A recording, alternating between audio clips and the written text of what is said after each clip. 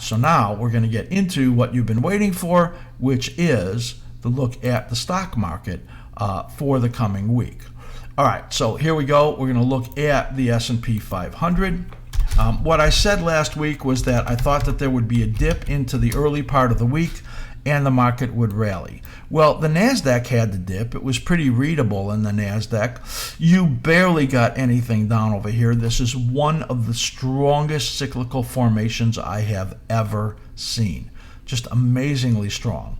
Here you could see the rhythms in the market. I have the Apple and Facebook have different cycle patterns. I put it in there just so that I could see how they are affecting the market. That's the green one you're looking at right there. And we are in day 3 of this upside move right over here. It's actually, when you add all of this up, this was a 20-day high, 20-day low. This almost never happens. As a matter of fact, there are a few times that I can track when it happened, and generally what happened was the next cycle was pretty short in duration on the upside and then turned down. This lines up with what we're looking at in the intermediate. Lines up with the NASDAQ and the Russell for this corrective process we're looking for.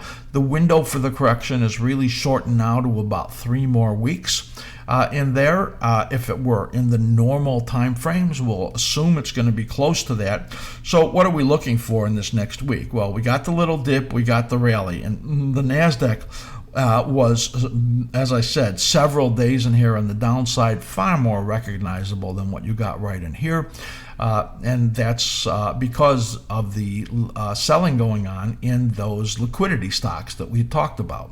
And the money moving into the old economy stocks is keeping this stronger. That's what's going on. We'll look for a slight all-time high. That is the highest probability. Here's that line coming across the top of the fib extensions. There's your slight all-time high that we think we're going to be able to make, and then rolling over and going into the sizable correction. 33.26 on the S&P 500 is the important level.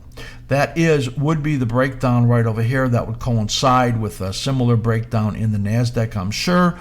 And that's the key number we're looking for. It's only about 50 points away, and we think the probability of it going through that number in the next week is not real high, but in the following week is very high.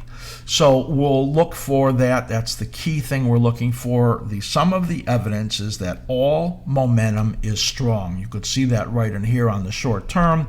We have these buy signals continuing. We have a buy pending coming up right over here. So none of this says that it's quite ready to move to the downside, but we're going to look for that all to change.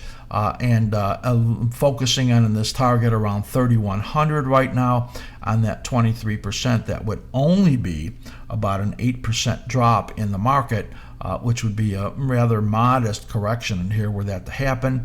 Most people would look at that and say, you're nuts, and the market can't tick down. It certainly can't. Well, you know, I've seen these long upside moves come for many times in my career, and all of a sudden, out of the blue, they just start throwing them away. So that's kind of what we're looking for. And then again, some of the evidence tells us that, well, that might be it for the correction were that to happen, looking something like that. So the next 3 weeks, we're looking for a small all-time high, and then rolling down, taking out that 33.26 number, and then getting into a pretty good correction.